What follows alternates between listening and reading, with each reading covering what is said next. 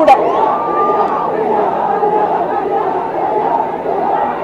వంశీ మీద తప్పుడు కేసులు ఈరోజు బనాయించడం జరిగింది. ఒకసారి ఈ కేసుకు సంబంధించి ఘటనలు ఒకసారి గమనించారు. ఫిబ్రవరి 19వ తారీఖున 2023 మంగళగిరి మంగళగిరిలో టీడీపీ హెడ్ ఆఫీసులో పట్టాభి అనే వ్యక్తి చేత వంశీ మీద భరించలేని విధంగా బూతులు తిట్టించారు చంద్రబాబు నాయుడు గారు. మంగళగిరి తెలుగుదేశం పార్టీ హెడ్ ఆఫీసులో ఫిబ్రవరి 19, 2023 పట్టాభి అనే వ్యక్తి రెచ్చగొడుతూ వంశీని తిడుతూ ఫిబ్రవరి 19వ తారీఖున తాను మాట్లాడిన మాటలు. ఫిబ్రవరి 19, 23 వాడో పిల్ల సైకో, నేనే గన్నవరం వెళ్తా, ఎవడేం పీకుతాడో చూస్తా, ఆ వంశీ సంగతి తేలుస్తా, నియోజకవర్గంలో నుంచి బయటికి విసిరేస్తా అంటూ గన్నవరం ఎమ్మెల్యే వల్లభనేని వంశీని రెచ్చగొట్టింది సాక్షాత్తు ఫిబ్రవరి 19వ తారీఖున ఇదే పట్టాభి అనే వ్యక్తి. అంతటితో ఆగకుండా ఫిబ్రవరి 20వ తారీఖున అంటే మరుసటి రోజు చంద్రబాబు గారు పట్టాభిని నేరుగా గన్నవరంకే పంపారు. గన్నవరంకే పంపి గన్నవరంలో ఆయన అక్కడికి వెళ్ళి గన్నవరంలో మళ్ళీ ప్రెస్ మీట్ పెట్టి మళ్ళీ వంశీని మళ్ళీ తిట్టి అదే గన్నవరంలో చుట్టుపక్కల ప్రాంతాల నుంచి తాను పోగేసిన మనుషులను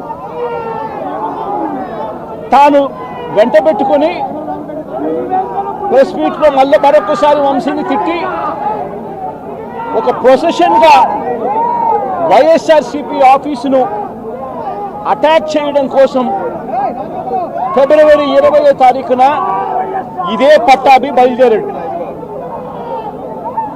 బయలుదేరిన ఈ ఘటనలో ఇదే పట్టాభి ఫిబ్రవరి 20వ తారీఖున వైసీపీ ఆఫీసుకు తాను మనుషులతో పొజిషన్గా తాను అక్కడికి వెళ్ళి ఆ రోజు పార్టీ బయట ఉన్న ఒక దళిత సర్పంచ్ సీనయ్య అనే వ్యక్తిని కూడా పట్టాభి వాళ్ళ మనుషులు దాడి కూడా చేయడం జరిగింది.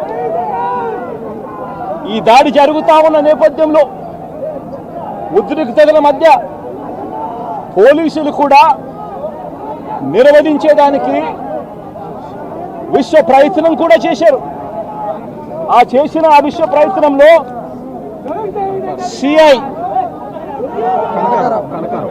సిఐ కనకారావు, ఈయన కూడా దళితుడే, సిఐ కనకారావు తల పగలగొట్టి నిరోధించే కార్యక్రమంలో సిఐ కనకారావు తల కూడా ఇదే అల్లరి మూకలు పట్టాభి నేతృత్వంలో ఇదే అల్లరి మూకలు తల కూడా పగలగొట్టారు. ఇలాంటి ఉద్రిక్తతల మధ్య ప్రతిచర్యగా తెలుగుదేశం పార్టీ వాళ్ళు ఇటువైపున రావడం, ప్రతిచర్యగా వైసీపీ వాళ్ళు కూడా అటువైపున వెళ్లే కార్యక్రమం జరగడం, ఈ ఘటన జరిగింది. రెండు వైపులా ఆ రోజు పోలీసులు కేసు పెట్టారు. వైసీపీ ప్రభుత్వం అధికారంలో ఉంది, అయినా కూడా వన్ సైడెడ్గా కేసులు వాళ్ళ మీద పెట్టలేదు. రెండు వైపులా కేసులు పెట్టారు, రెండు వైపులా ఉన్న వాళ్ళ మీద కేసులు పెట్టారు.